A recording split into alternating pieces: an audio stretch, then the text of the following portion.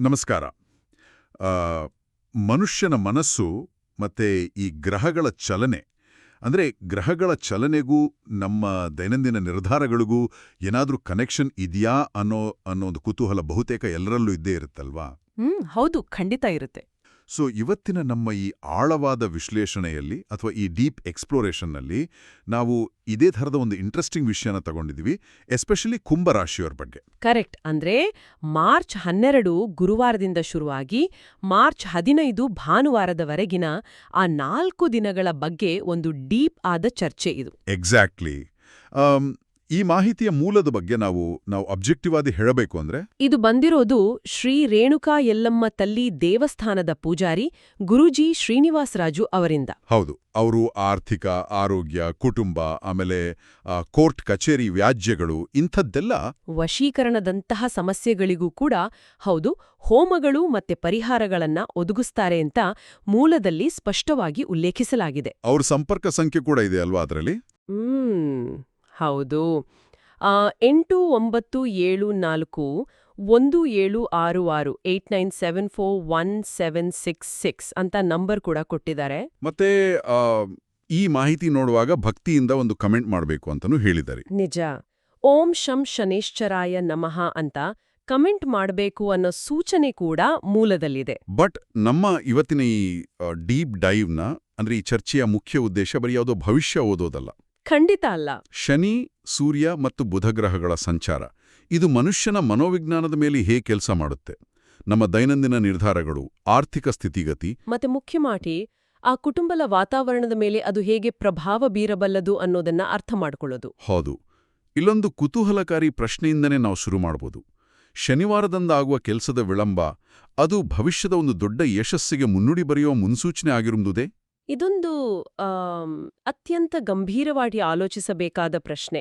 ನಾವು ಮೂಲ ಮಾಹಿತಿನ ಸೂಕ್ಷ್ಮವಾಗಿ ನೋಡಿದಾಗ ಈ 4 ದಿನಗಳ ಗ್ರಹಗತಿಗಳ ಪ್ರಭಾವ ಬರೀ ರ್ಯಾಂಡಮ್ ಘಟನೆಗಳಲ್ಲ, ಬದಲಾಗಿ ಮನುಷ್ಯನ ಜೀವನದ ಒಂದು ನಿರ್ದಿಷ್ಟ ವ್ಯವಸ್ಥೆ ಅಂದ್ರೆ ಒಂದು ಪ್ಯಾಟರ್ನ್ನ ಭಾಗ ತರ ಕಾಣುತ್ತೆ. ಅಂದ್ರೆ ನಾವು ಗ್ರಹಗಳ ಪ್ರಭಾವ ಅಂದಾಗ ಯಾವುದೋ ಒಂದು ಮ್ಯಾಜಿಕ್ ನಡೆಯುತ್ತೆ ಅಂತ ಕಾಯ್ತಿರ್ತೀವಿ. ಎಕ್ಸಾಕ್ಟ್ಲಿ. ಆದರೆ ವಾಸ್ತವದಲ್ಲಿ ಈ ಪ್ರಭಾವ ಮನುಷ್ಯನ ಆತನ ಮನಸ್ಸಿನ ಮೂಲಕ, ತಾಳ್ಮೆ, ಜವಾಬ್ದಾರಿ ಮತ್ತೆ ವಿವೇಚನೆಯ ಮೂಲಕ ಕೆಲಸ ಮಾಡುತ್ತೆ. ಕುಂಭರಾಶಿಯ ಮೇಲೆ ವಿಶೇಷವಾಗಿ ಶನಿ, ಸೂರ್ಯ ಮತ್ತೆ ಬುಧರ ಪ್ರಭಾವ ಇರೋ ಈ ನಿರ್ದಿಷ್ಟ ದಿನಗಳಲ್ಲಿ ವ್ಯಕ್ತಿಯ ನಿರ್ಧಾರ ತಗೊಳ್ಳೋ ಪ್ರಕ್ರಿಯೆಯಲ್ಲಿ ಆಗೋ ಬದಲಾವಣೆಗಳು ಅವು ಬಹಳ ಸ್ಟಡಿ ಮಾಡಬೇಕಾದಂತಹ ವಿಚಾರಗಳು.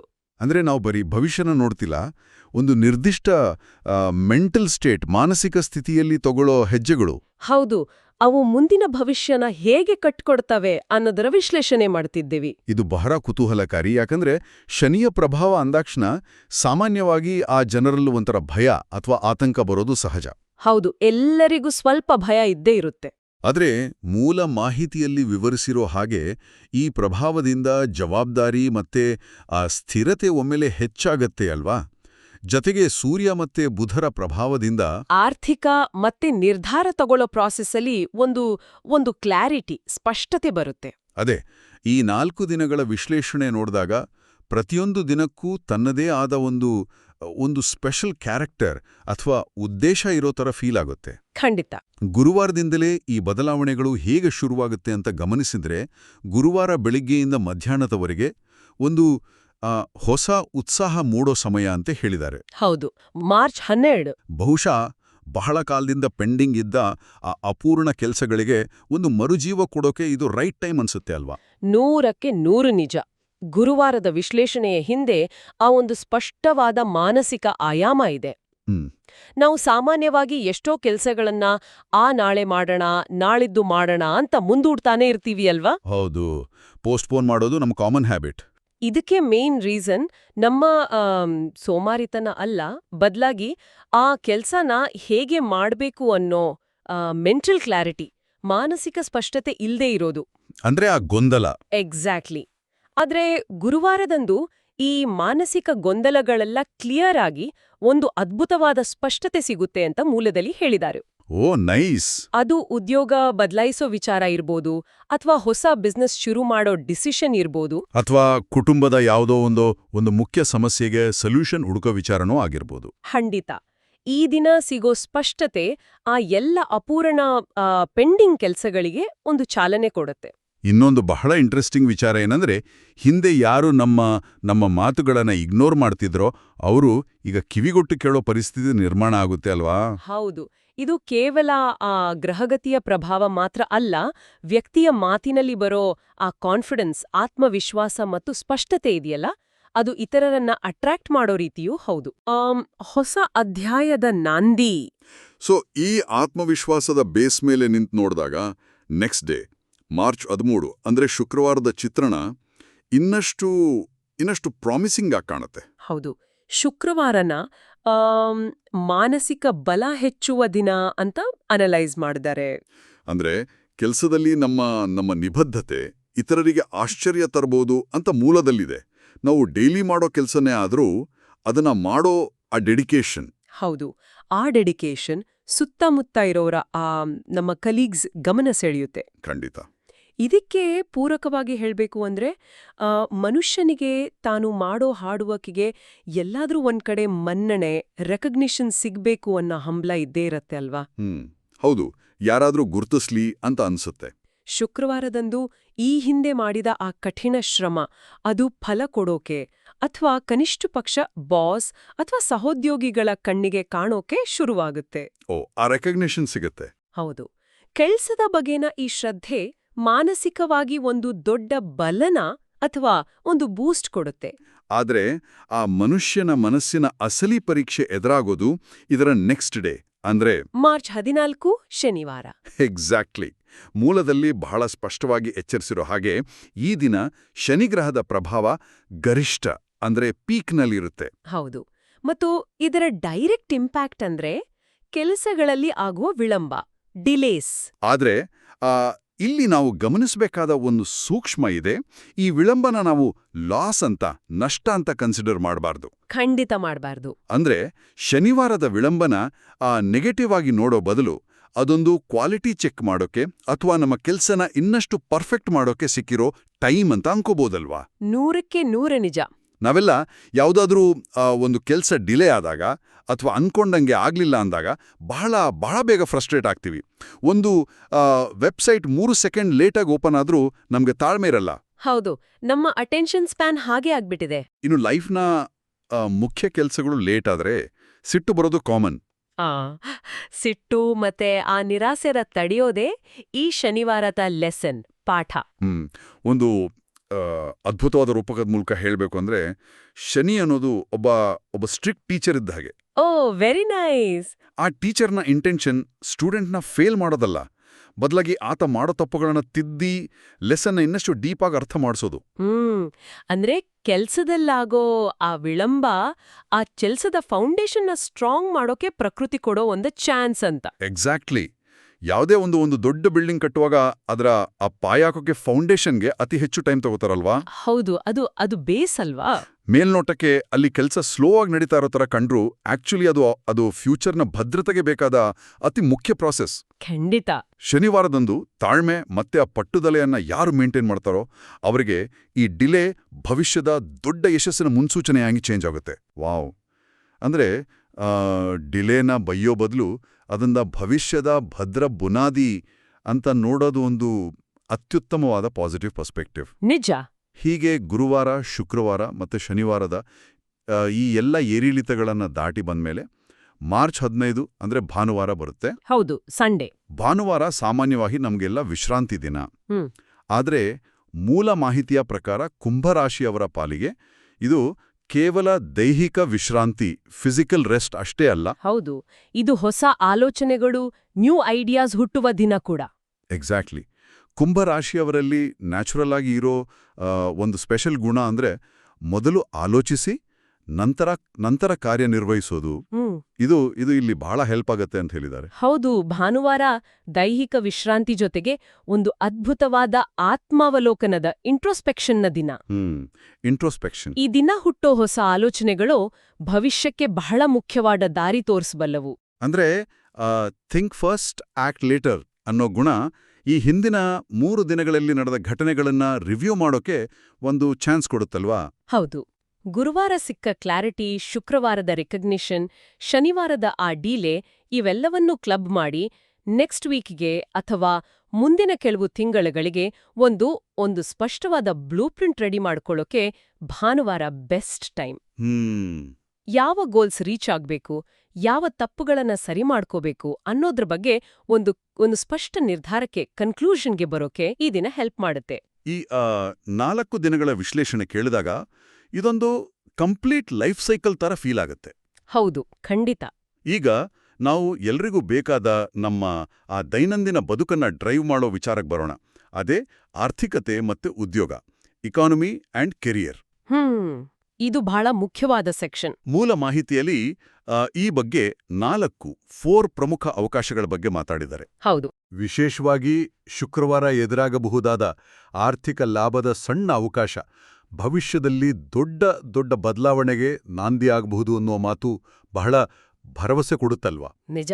ಆದರೆ ಅದೇ ಟೈಮಲ್ಲಿ ಫೈನಾನ್ಷಿಯಲ್ ವಿಚಾರದಲ್ಲಿ ಅನಗತ್ಯ ಖರ್ಚುಗಳನ್ನ ಕಂಟ್ರೋಲ್ ಮಾಡಬೇಕಾದ ಎಚ್ಚರಿಕೆ ಕೂಡ ಇದೆ. ಹೌದು, ಆ ವಾರ್ನಿಂಗ್ ಸ್ಪಷ್ಟವಾಗಿದೆ. ಸೊ ಈ ಆರ್ಥಿಕ ಅವಕಾಶಗಳ ಬಗ್ಗೆ ಮತ್ತೆ ಅವುಗಳನ್ನ ಹೇಗೆ ನಿಭಾಯಿಸಬೇಕು ಅನ್ನೋದ್ರ ಬಗ್ಗೆ ಸ್ವಲ್ಪ ಡೀಟೇಲ್ ಆಗಿ ಎಕ್ಸ್ಪ್ಲೋರ್ ಮಾಡೋಣ. ಶ್ಯೂರ್. ಆರ್ಥಿಕತೆ ಮತ್ತೆ ಉದ್ಯೋಗದ ದೃಷ್ಟಿಯಿಂದ ಈ ಸಮಯ ಕುಂಭರಾಶಿಯವರಿಗೆ ಬಹಳ ಕ್ರೂಷಿಯಲ್, ನಿರ್ಣಾಯಕವಾಗಿದೆ. ಇದರಲ್ಲಿ ಮೊದಲನೇ ಅವಕಾಶ ಡೈರೆಕ್ಟ್ ಆಗಿ ಉದ್ಯೋಗ ಅಥವಾ ನಮ್ಮ ಕೆರಿಯರ್ಗೆ ಸಂಬಂಧಪಟ್ಟಿದ್ದು. ಅಂದ್ರೆ ಆಫೀಸಲ್ಲಿ? ಹೌದು. ಕೆಲಸದ ಜಾಗದಲ್ಲಿ ಬಾಸ್ ಅಥವಾ ಮೇಲಧಿಕಾರಿಗಳು ನಮ್ಮ ಪರ್ಫಾರ್ಮೆನ್ಸ್ನ ಬಹಳ ಸೂಕ್ಷ್ಮವಾಗಿ ಅಬ್ಸರ್ವ್ ಮಾಡ್ತಾ ಇರೋ ಟೈಮ್ ಇದು. ಈ ಸಂದರ್ಭದಲ್ಲಿ ಆ ಹೊಸ ಮತ್ತೆ ಬಹುಶಃ ಕಷ್ಟ ಅಂತ ಅನ್ಸೋ ಜವಾಬ್ದಾರಿಗಳು ನಮ್ಮ ಹೆಗಲಿಗೆ ಬರಬಹುದು. ಅಂದ್ರೆ ಎಕ್ಸ್ಟ್ರಾ ವರ್ಕ್ ಅಥವಾ ಟಫ್ ಪ್ರಾಜೆಕ್ಟ್ಸ್? ಎಕ್ಸಾಕ್ಟ್ಲಿ. ಮೇಲ್ನೋಟಕ್ಕೆ ಇದೋ ವಿನಾಕಾರಣ ಹೊರೆ ಅಥವಾ ಪನಿಷ್ಮೆಂಟ್ ಅಂತ ಅನ್ಸಿದ್ರು, ವಾಸ್ತವದಲ್ಲಿ ಇದು ನಮ್ಮ ಟ್ಯಾಲೆಂಟ್ನ ಪ್ರೂವ್ ಮಾಡಕ್ಕೆ ಸಿಕ್ಕಿರೋ ಒಂದು ಗೋಲ್ಡನ್ ಆಪರ್ಚುನಿಟಿ. ವಾವ್. ಜಿಮ್ಮಲ್ಲಿ ಟ್ರೇನರ್ ಅತಿ ಬಲಶಾಲಿ ವ್ಯಕ್ತಿಗೆ ಮಾತ್ರ ಅತಿ ಹೆಚ್ಚು ವೆಯ್ಟ್ ಲಿಫ್ಟ್ ಮಾಡೋಕೆ ಕೊಡ್ತಾರೆ ಅಲ್ವಾ? ಹೌದು, ಆ ಹೋಲಿಕೆ ಪರ್ಫೆಕ್ಟ್. ಅದೇ ಥರ ಕಷ್ಟದ ಜವಾಬ್ದಾರಿಗಳು ನಮ್ಮ ಕೆರಿಯರ್ನ ವ್ಯಾಲ್ಯೂನ ಮತ್ತೆ ಆ ಪ್ರತಿಷ್ಠೆನ ಜಾಸ್ತಿ ಮಾಡ್ತವೆ. ಎಸ್ಪೆಷಲಿ ಶನಿವಾರದಂದು ಎದುರಾಗೋ ಆ ಕೆಲಸದ ವರ್ಕ್ ಪ್ರೆಷರ್ನ ಯಾರು ಅತ್ಯಂತ ಕೂಲಾಗಿ, ಶಾಂತವಾಗಿ ಹ್ಯಾಂಡಲ್ ಮಾಡ್ತಾರೋ ಅವರ ಕೆರಿಯರಲ್ಲಿ ಇದೊಂದು ದೊಡ್ಡ ಮೈಲ್ ಸ್ಟೋನ್ ಆಗತ್ತೆ. ಅಂದ್ರೆ ಆ ಕಷ್ಟದ ಜವಾಬ್ದಾರಿಗಳಿಂದ ಎಸ್ಕೇಪ್ ಆಗೋ ಬದಲು ಅದನ್ನ ಫೇಸ್ ಮಾಡೋದೇ ಇಲ್ಲಿ ಕೀ. ಖಂಡಿತ. ಇನ್ನು ಬಿಸ್ನೆಸ್ ಮಾಡುವವರಿಗೆ, ವ್ಯಾಪಾರಸ್ಥರಿಗೆ ಹೊಸ ಪರಿಚಯಗಳು, ಹೊಸ ಸಂಪರ್ಕಗಳು, ಕಾಂಟ್ಯಾಕ್ಟ್ಸ್ ಲಾಭ ತಂದುಕೊಡುವ ಸಾಧ್ಯತೆ ಇದೆ ಅಂತ ಮೂಲದಲ್ಲಿ ಹೇಳಿದಾರಲ್ವಾ? ಹೌದು, ನ್ಯೂ ಕಾಂಟ್ಯಾಕ್ಟ್ಸ್ ಲಾಭ ತರ್ತವೆ. ಆದ್ರೆ ನೋಡಕ್ಕೆ ಅಟ್ರಾಕ್ಟಿವ್ ಆಗಿ ಕಾಣೋ ಎಲ್ಲ ಇನ್ವೆಸ್ಟ್ಮೆಂಟ್ಸ್ ಕೂಡ ಸೇಫ್ ಅಲ್ಲ. ದುಡುಕಿ ನಿರ್ಧಾರ ತಗೋಬಾರ್ದು ಅನ್ನೋ ವಾರ್ನಿಂಗ್ ಕೂಡ ಇದೆ. ಇದೊಂಥರ ಬ್ರೇಕ್ ಹಾಕ್ಕೊಂಡು ಗಾಡಿ ಓಡಿಸೋ ಥರ ಅನ್ಸುತ್ತೆ. ಎಕ್ಸಾಕ್ಟ್ಲಿ. ನಿಖರವಾದ ಹೋಲಿಕೆ. ವ್ಯಾಪಾರದಲ್ಲಿ ಹೊಸ ಸಂಪರ್ಕಗಳು ಆ ಎಂಜಿನ್ಗೆ ಸ್ಪೀಡ್ ಕೊಟ್ರೆ, ವಿವೇಚನೆ ಅಥವಾ ಕಾಮನ್ ಸೆನ್ಸ್ ಅನ್ನೋ ಬ್ರೇಕ್ ಇಲ್ದಿದ್ರೆ ಆಕ್ಸಿಡೆಂಟ್ ಖಂಡಿತ. ಹೌದು, ಸೇಫ್ ಡ್ರೈವಿಂಗ್ ಇಂಪಾರ್ಟೆಂಟ್. ಇನ್ನು ಮೂರನೇ ಅವಕಾಶ, ಇದು ಮೆಂಟಲಿ ಬಹಳ ರಿಲೀಫ್, ಸಮಾಧಾನ ತರುವಂಥದ್ದು. ಯಾವ್ದದು? ಅದೇ ಹಿಂದಿನ ಶ್ರಮದ ಫಲ. ನಾವೆಲ್ಲ ಲೈಫಲ್ಲಿ ಹಿಂದೊಮ್ಮೆ ಕಷ್ಟಪಟ್ಟು ಮಾಡಿದ ಕೆಲಸ, ಯಾರಿಗೋ ಮಾಡಿದ ಹೆಲ್ಪ್ ಅಥವಾ ಯಾವುದೋ ಪ್ರಾಜೆಕ್ಟ್ಗೆ ಹಾಕಿದ ಎಫರ್ಟ್ ಕಂಪ್ಲೀಟ್ ವೇಸ್ಟ್ ಆಯ್ತು, ಯಾರೂ ರೆಕಗ್ನೈಸ್ ಮಾಡ್ಲಿಲ್ಲ ಅಂತ ಫೀಲ್ ಆಗಿರ್ತೀವಿ ಅಲ್ವಾ? ಹೌದು, ಆ ಫ್ರಸ್ಟ್ರೇಷನ್ ಎಲ್ರಿಗೂ ಆಗಿರುತ್ತೆ. ಆದ್ರೆ ಆ ಹಿಂದಿನ ಕೆಲಸದ ಪಾಸಿಟಿವ್ ರಿಸಲ್ಟ್ ಅಥವಾ ಅದಕ್ಕೆ ಸಂಬಂಧಪಟ್ಟ ಒಂದು ಅನಿರೀಕ್ಷಿತ ಗುಡ್ ನ್ಯೂಸ್ ಈ ಟೈಮಲ್ಲಿ ಸಿಗೋ ಚಾನ್ಸಸ್ ಇದೆ. ಇದು ಬಹಳ ಪಾಸಿಟಿವ್ ನ್ಯೂಸ್. ಪ್ರಕೃತಿ ಯಾವತ್ತೂ ನಮ್ಮ ಎಫರ್ಟ್ಸ್ನ ಮರೆಯೋದಿಲ್ಲ. ಅದು ರೈಟ್ ಟೈಮಲ್ಲಿ ಆ ಬಡ್ಡಿ ಸಮೇತ ರಿಟರ್ನ್ ಮಾಡತ್ತೆ ಅನ್ನೋದಕ್ಕೆ ಇದೊಂದು ಬೆಸ್ಟ್ ಎಕ್ಸಾಂಪಲ್. ವಾವ್, ಆ ರಿಟರ್ನ್ ಆನ್ ಇನ್ವೆಸ್ಟ್ಮೆಂಟ್ ಸಿಗುತ್ತೆ ಅನ್ನೋದು ಖುಷಿ ಕೊಡುತ್ತೆ. ಹೌದು. ಇನ್ನು 4ನೆಯ ಅವಕಾಶ, ಹೊಸ ಆಲೋಚನೆ. ಇದು ಯಾವುದೋ ಒಂದು ದೊಡ್ಡ ಬಿಗ್ ಐಡಿಯಾ ಆಗಿರಬೇಕು ಅಂತೇನಿಲ್ಲ. ಡೈಲಿ ರೂಟೀನ್ ಕೆಲಸದ ಮಧ್ಯೆ ತಲೆಗೆ ಬರೋ ಒಂದು ಸಣ್ಣ, ಮೇಲ್ನೋಟಕ್ಕೆ ಬಹಳ ಆರ್ಡಿನರಿ, ಕಾಮನ್ ಅಂತ ಕಾಣೋ ಐಡಿಯಾನೇ ಭವಿಷ್ಯದಲ್ಲಿ ಒಂದು ದೊಡ್ಡ ಫೈನಾನ್ಷಿಯಲ್ ಅಥವಾ ಕೆರಿಯರ್ ಡೆವಲಪ್ಮೆಂಟ್ಗೆ ಕಾರಣ ಆಗೋ ಪವರ್ ಹೊಂದಿರುತ್ತೆ. ಅಂದ್ರೆ ಆ ಚಿಕ್ಕ ಸ್ಪಾರ್ಕ್ ದೊಡ್ಡ ಬೆಂಕಿ ಆಗಬಹುದು ಅನ್ನೋ ಥರ. ಎಕ್ಸಾಕ್ಟ್ಲಿ. ಈ ಎಲ್ಲ ಪಾಯಿಂಟ್ಸ್ನ ಒಟ್ಟಿಗೆ ಇಟ್ಟು ನೋಡಿದಾಗ ಸಕ್ಸೆಸ್ ಅಥವಾ ಯಶಸ್ಸು ಅನ್ನೋದು ಓವರ್ನೈಟ್ ಆಕಾಶದಿಂದ ಬೀಳೋ ಮ್ಯಾಜಿಕ್ ಅಲ್ಲ ಅನ್ನೋ ಆ ರಿಯಾಲಿಟಿ ಅರ್ಥ ಆಗುತ್ತಲ್ವಾ? ಹೌದು, ಖಂಡಿತ. ಅದು ನಿರಂತರವಾದ ಎಫರ್ಟ್, ಕನ್ಸಿಸ್ಟೆನ್ಸಿ, ವಿಪರೀತ ತಾಳ್ಮೆ ಮತ್ತೆ ಸರಿಯಾದ ಆ ಫಿನಾನ್ಷಿಯಲ್ ಪ್ಲಾನಿಂಗಿಂದ ನಿಧಾನವಾಗಿ ಆ ಇಟ್ಟಿಗೆ ಮೇಲೆ ಇಟ್ಟಿಗೆ ಇಟ್ಟು ಕಟ್ಟೋ ಬಿಲ್ಡಿಂಗ್ ಇದ್ದ ಹಾಗೆ. 100ಕ್ಕೆ 100 ನಿಜ. ಅದಕ್ಕೆ ಅನ್ಸುತ್ತೆ ಭಾನುವಾರದಂದು ಆ ಹಿಂದಿನ ಕೆಲಸಗಳನ್ನು ರಿವ್ಯೂ ಮಾಡಿ ಹೊಸ ಪ್ಲಾನ್ ಮಾಡ್ಕೊಳ್ಳೋದು ಫಿನಾನ್ಷಿಯಲ್ ಸ್ಟೆಬಿಲಿಟಿಗೆ ಎಷ್ಟು ಇಂಪಾರ್ಟೆಂಟ್ ಅಂತ ಇದು ಪ್ರೂವ್ ಮಾಡುತ್ತೆ. ಎಕ್ಸಾಕ್ಟ್ಲಿ. ಈಗ ಉದ್ಯೋಗ ಮತ್ತೆ ಫಿನಾನ್ಸ್ನ ಈ ಗದ್ದಲದಿಂದ ಸ್ವಲ್ಪ ಆಚೆ ಬಂದು ನಮ್ಮ ಲೈಫ್ನ ಆ ಮೂಲಾಧಾರ ಆಗಿರೋ ಪರ್ಸನಲ್ ಲೈಫ್, ವೈಯಕ್ತಿಕ ಜೀವನ ಮತ್ತೆ ಫ್ಯಾಮಿಲಿ ಕಡೆ ಗಮನ ಹರಿಸೋಣ. ಇದು ಅಷ್ಟೇ ಅಥವಾ ಅದಕ್ಕಿಂತ ಇಂಪಾರ್ಟೆಂಟ್? ಹೌದು. ಯಾಕಂದ್ರೆ ಕೆರಿಯರಲ್ಲಿ ಎಷ್ಟೇ ದೊಡ್ಡ ಸಕ್ಸಸ್ ಸಿಕ್ಕರೂ ಮನೆಯಲ್ಲಿ ಪೀಸ್, ನೆಮ್ಮದಿ ಇಲ್ಲ ಅಂದ್ರೆ ಅದೆಲ್ಲವೂ ವೇಸ್ಟ್ ಅಲ್ವಾ? ಖಂಡಿತ ಝೀರೋ. ಮೂಲ ಮಾಹಿತಿಯಲ್ಲಿ ಆ ಕೌಟುಂಬಿಕ, ಫ್ಯಾಮಿಲಿ ಲೈಫ್ ಮತ್ತೆ ರಿಲೇಶನ್ಶಿಪ್ ವಿಚಾರದಲ್ಲಿ ಆಗೋ 4 ಪ್ರಮುಖ ಡೆವಲಪ್ಮೆಂಟ್ಸ್, ಬೆಳವಣಿಗೆಗಳ ಬಗ್ಗೆನೂ ಮಾತಾಡಿದ್ದಾರೆ. ಹೌದು. ಗುರುವಾರ ಮನೆಯಲ್ಲಿ ನಡೆಯೋ ಒಂದು ಸಣ್ಣ ಡಿಸ್ಕಷನ್, ಚರ್ಚೆ ಹೇಗೆ ದೊಡ್ಡ ಡಿಸಿಷನ್ಸ್ಗೆ ದಾರಿ ಆಗುತ್ತೆ ಅನ್ನೋದನ್ನ ನೋಡ್ರೆ ಫ್ಯಾಮಿಲಿಯಲ್ಲಿ ವ್ಯಕ್ತಿಯ ಆ ಇಂಪಾರ್ಟೆನ್ಸ್ ಹೇಗೆ ಚೇಂಜ್ ಆಗುತ್ತೆ ಅಂತ ಕ್ಲಿಯರ್ ಆಗಿ ಗೊತ್ತಾಗುತ್ತೆ. ಹೌದು. ಆ ಕೌಟುಂಬಿಕ ನೆಮ್ಮದಿನೇ ಎಲ್ಲ ಸಾಧನೆಗಳಿಗೂ ಬ್ಯಾಕ್ ಬೋನ್ ತರ. ಈ 4 ಡೆವಲಪ್ಮೆಂಟ್ಸ್ ಗಮನಿಸೋದಾದ್ರೆ, ಮೊದಲನೇದು ಫ್ಯಾಮಿಲಿ ಒಳಗಡೆ ಆ ಡಿಸಿಷನ್, ನಿರ್ಧಾರ ತಗೊಳ್ಳೋ ಪ್ರಾಸೆಸ್. ಮನೆಯಲ್ಲಿ ಕ್ಯಾಶುವಲ್ ಆಗಿ ನಡೆಯೋ ಚರ್ಚೆಗಳು, ಅದು ಮನೆಯ ರಿಪೇರ್ ಇರ್ಬೋದು ಅಥವಾ ಫೈನಾನ್ಷಿಯಲ್ ಪ್ಲಾನಿಂಗ್, ಮಕ್ಕಳ ಫ್ಯೂಚರ್ ಅಥವಾ ಯಾವುದಾದ್ರೂ ಶುಭ ಕಾರ್ಯದ ಪ್ರಿಪರೇಷನ್ ಇರ್ಬೋದು. ಇಂಥ ಚರ್ಚೆಗಳಲ್ಲಿ ಈ ಟೈಮಲ್ಲಿ ಕುಂಭರಾಶಿಯವರ ಮಾತಿಗೆ, ಅವರ ಸಜೆಷನ್ಸ್ಗೆ ಒಂದು ಸ್ಪೆಷಲ್ ವ್ಯಾಲ್ಯೂ ಮತ್ತೆ ಮನ್ನಣೆ ಸಿಗುತ್ತೆ.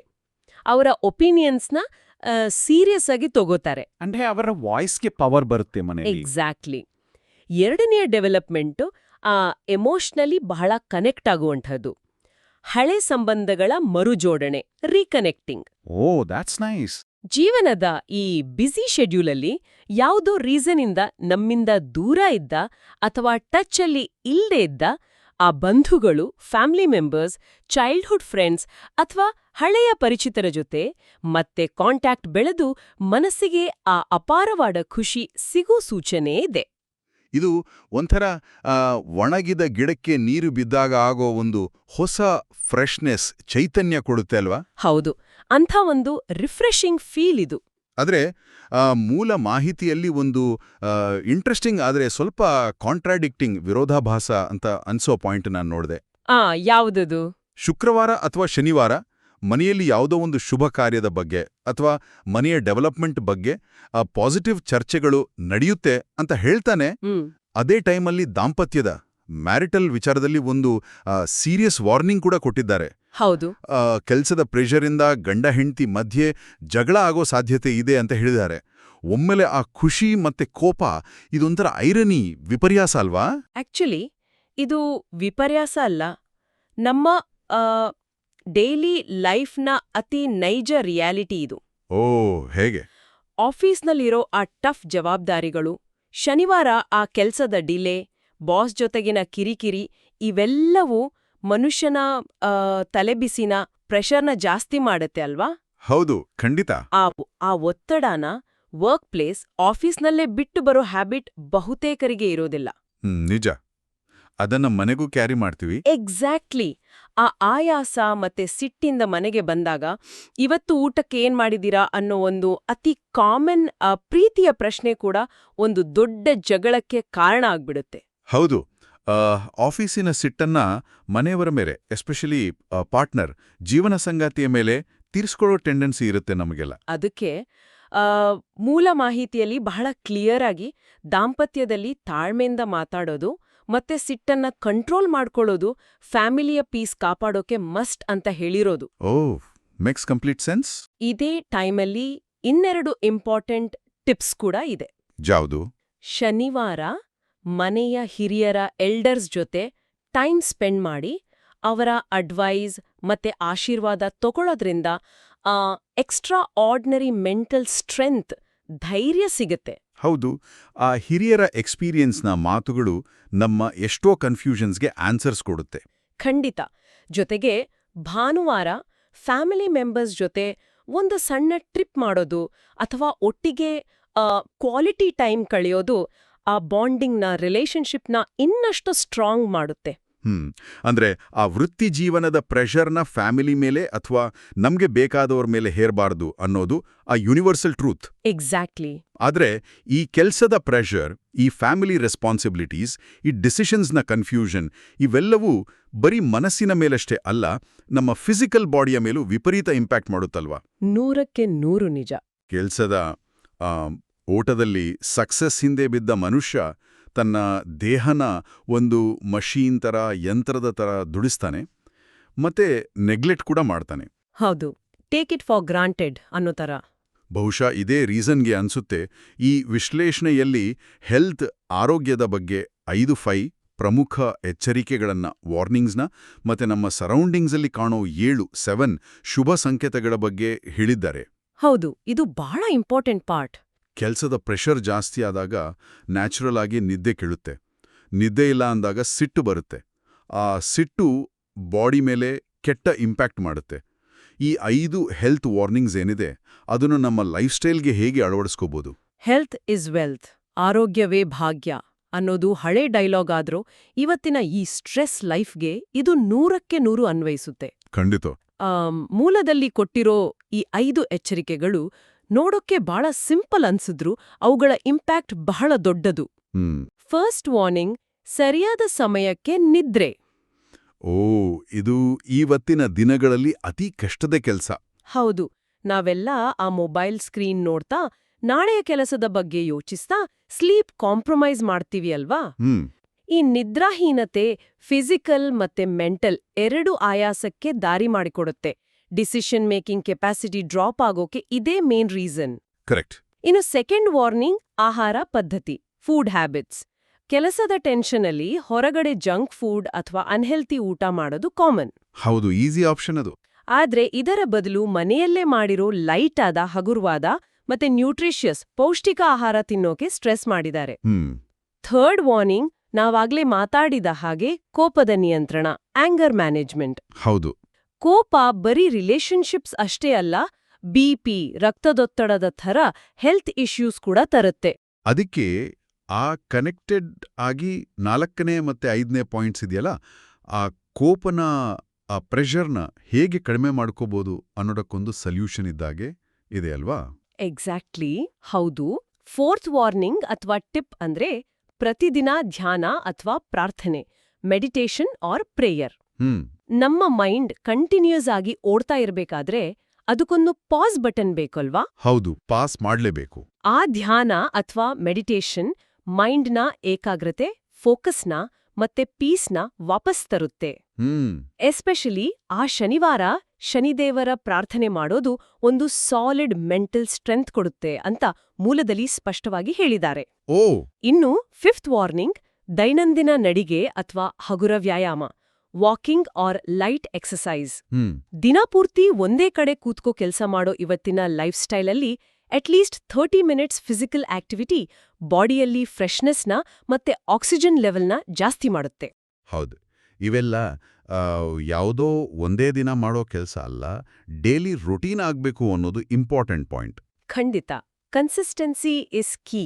ನಮ್ಮ ಬಾಡಿ ಮತ್ತೆ ಮೈಂಡ್ ಹೆಲ್ದಿಯಾಗಿದ್ದಾಗ ಮಾತ್ರವೇ ನಮ್ಮ ಸುತ್ತಮುತ್ತ ಆಗುವ ಆ ಸೂಕ್ಷ್ಮ ಮೈನರ್ ಚೇಂಜಸ್ನ ಅಬ್ಸರ್ವ್ ಮಾಡೋ ಕೆಪಾಸಿಟಿ ನಮಗೆ ಬರುತ್ತಲ್ವಾ?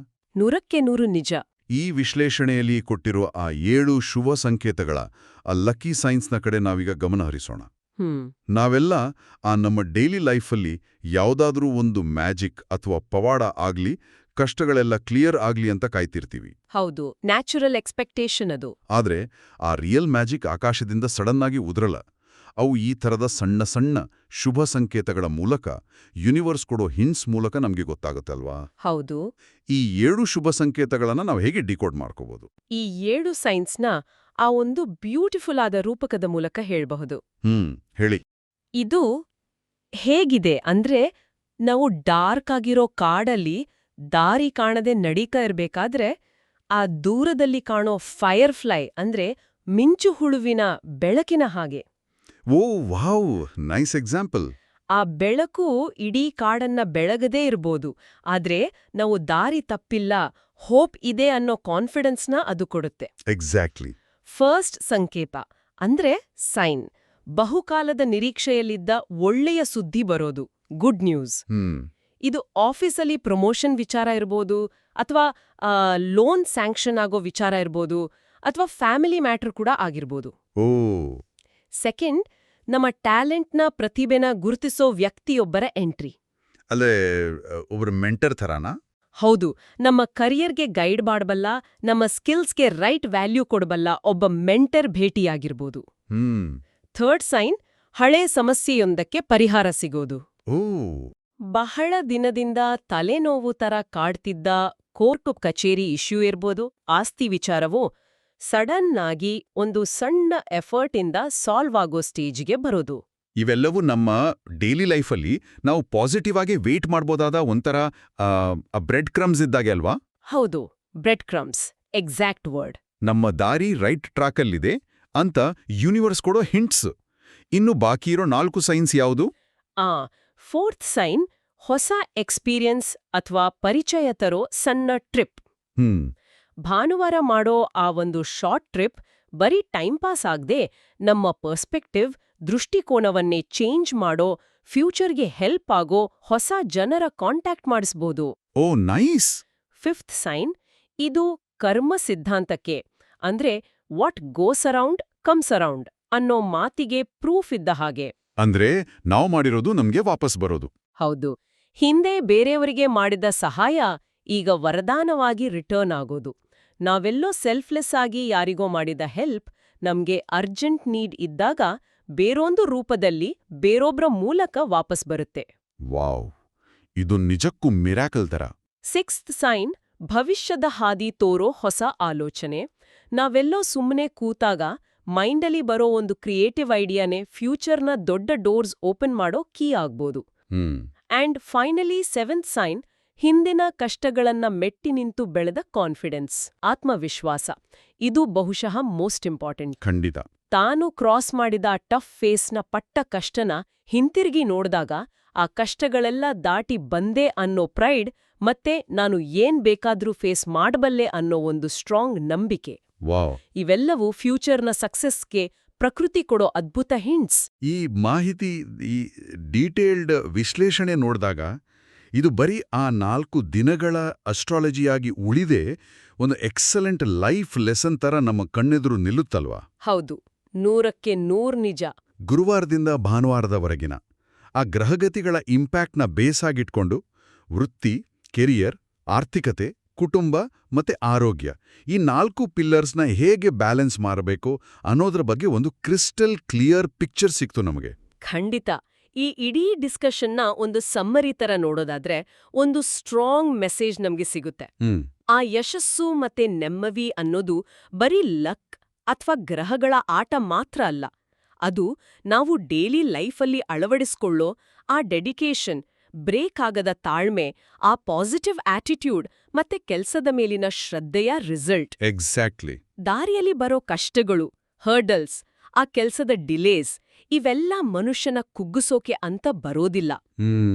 ಬದಲಾಗಿ ಚಿನ್ನನ ಬೆಂಕಿಯಲ್ಲಿ ಸುಟ್ಟು ಪ್ಯೂರ್ ಮಾಡೋ ತರ ಆ ಟಫ್ ಸಿಚುವೇಶನ್ನಲ್ಲಿ ಬೆಂದು ಮನುಷ್ಯ ಇನ್ನಷ್ಟು ಸ್ಟ್ರಾಂಗ್ ಆಗಿ, ಮೆಚ್ಯೂರ್ಡ್ ಆಗಿ, ಫ್ಯೂಚರ್ ಜವಾಬ್ದಾರಿಗಳನ್ನ ಹ್ಯಾಂಡಲ್ ಮಾಡೋ ಕೆಪಾಸಿಟಿ ಬೆಳೆಸ್ಕೊಂಡು ಹೊರಬರಬೇಕು ಅನ್ನೋದೇ ಯೂನಿವರ್ಸ್ನ ರೂಲ್. ಹೌದು.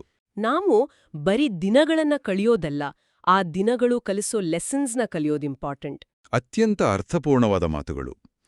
ಈ ಡೀಪ್ ಡೈವ್ನ ಒಂದು ಹಂತದಲ್ಲಿ ನಾವು ಕೆಲಸದ ವಿಳಂಬ ಭವಿಷ್ಯದ ಒಳಿತಿಗೆ ದಾರಿ ಮಾಡಿಕೊಡುತ್ತೆ ಅನ್ನೋ ಒಂದು ಪಾಯಿಂಟ್ನ ಪ್ರಸ್ತಾಪ ಮಾಡಿದ್ವಿ ಅಲ್ವಾ? ಹೌದು. ಇದು ನಮ್ಮ ಇಡೀ ಥಾಟ್ ಪ್ರಾಸೆಸ್ ಅನ್ನೇ ಚೇಂಜ್ ಮಾಡಬಲ್ಲ ಪವರ್ ಹೊಂದಿದೆ. ಸೊ ಇವತ್ತಿನ ಈ ಸೆಷನ್ ಮುಕ್ತಾಯ ಮಾಡೋ ಮುನ್ನ ಒಂದು ಆಳವಾದ ಮತ್ತೆ ಪ್ರಚೋದನಾತ್ಮಕ ಆ ಥಾಟ್ನ ಬಿಟ್ಟು ಹೋಗೋದಾದ್ರೆ, ನಮ್ಮ ದೈನಂದಿನ ಜೀವನದಲ್ಲಿ ನಾವು ಫೇಸ್ ಮಾಡೋ ಅಡೆತಡೆಗಳು, ಕಷ್ಟಗಳು ಅಥವಾ ನಮ್ಮ ಡ್ರೀಮ್ಸ್ಗೆ ಅಡ್ಡ ಬರೋ ಆ ತಡೆಗೋಡೆಗಳು, ರೋಡ್ ಬ್ಲಾಕ್ಸ್, ನಿಜಕ್ಕೂ ಕೇವಲ ನಮಗೆ ತೊಂದರೆ ಕೊಡೋ ಉದ್ದೇಶದಿಂದಲೇ ನಿರ್ಮಾಣ ಆಗಿರುತ್ತಾ? ಅಥವಾ ನಾವು ಹೋಗ್ತಾ ಇರೋ ದಾರಿ ತಪ್ಪಾಗಿದೆ, ಆ ದಾರಿಯಲ್ಲಿ ಮುಂದೆ ಹೋದ್ರೆ ರಿಸ್ಕ್ ಇದೆ ಅಂತ ರಿಯಲೈಸ್ ಮಾಡಿಸಿ ನಮ್ಮನ್ನ ಬೇರೊಂದು ಅತ್ಯಂತ ಬ್ಯೂಟಿಫುಲ್ ಆದ, ಸೇಫ್ ಆದ ಮತ್ತೆ ಸಕ್ಸಸ್ನ ಪೀಕ್ಗೆ ತಗೊಂಡು ಹೋಗೋ ಹೊಸ ದಾರಿಗೆ ಶಿಫ್ಟ್ ಮಾಡೋಕ್ಕೆ ಆ ಪ್ರಕೃತಿನೇ ಅಥವಾ ಆ ಗ್ರಹಗತಿಗಳೇ ಕ್ರಿಯೇಟ್ ಮಾಡಿದ ಆ ಪರ್ಯಾಯ ಮಾರ್ಗಗಳು ಅಂದ್ರೆ ಆ ಡಿಟೂರ್ಸ್ ಆಗಿರ್ಬೋದಾ? ವಾವ್! ಯಾವುದೇ ಟಫ್ ಸಿಚುವೇಶನ್, ಡಿಲೇ ಅಥವಾ ಡಿಸಪಾಯಿಂಟ್ಮೆಂಟ್ ಎದುರಾದಾಗ ಅದನ್ನ ಒಂದು ಬ್ಲಾಕ್ ಅಂತ ಕನ್ಸಿಡರ್ ಮಾಡೋ ಬದಲು ಇದೊಂದು ಹೊಸ ಆಪರ್ಚುನಿಟಿ ಕಡೆ ತಗೊಂಡು ಹೋಗೋ ಟರ್ನ್ ಇರ್ಬೋದೇ ಅಂತ ಡಿಫ್ರೆಂಟ್ ಆಗಿ ಯೋಚಿಸಿದ್ರೆ ನಮ್ಮ ಇಡೀ ಲೈಫ್ ಎಷ್ಟು ಪಾಸಿಟಿವ್ ಆಗಿ ಮತ್ತೆ ಸುಂದರವಾಗಿ ಚೇಂಜ್ ಆಗ್ಬೋದು ಅಲ್ವಾ? ಖಂಡಿತ. ಇದೊಂದು ಬ್ರಿಲಿಯಂಟ್ ಪರ್ಸ್ಪೆಕ್ಟಿವ್. ಇದೇ ಒಂದು ಹೊಸ ಪಾಸಿಟಿವ್ ದೃಷ್ಟಿಕೋನದೊಂದಿಗೆ ಇವತ್ತಿನ ಈ ಸುದೀರ್ಘ ಹಾಗೂ ಆಳವಾದ ಡೀಪ್ ಡೈವ್ನ ನಾವು ಇಲ್ಲಿಗೆ ಮುಗಿಸೋಣ. ಮುಂದಿನ ಎಕ್ಸ್ಪ್ಲೋರೇಷನ್ನಲ್ಲಿ ಮತ್ತೊಂದು ಇಂಟ್ರೆಸ್ಟಿಂಗ್ ವಿಚಾರದೊಂದಿಗೆ ಭೇಟಿಯಾಗೋಣ. ವಂದನೆಗಳು.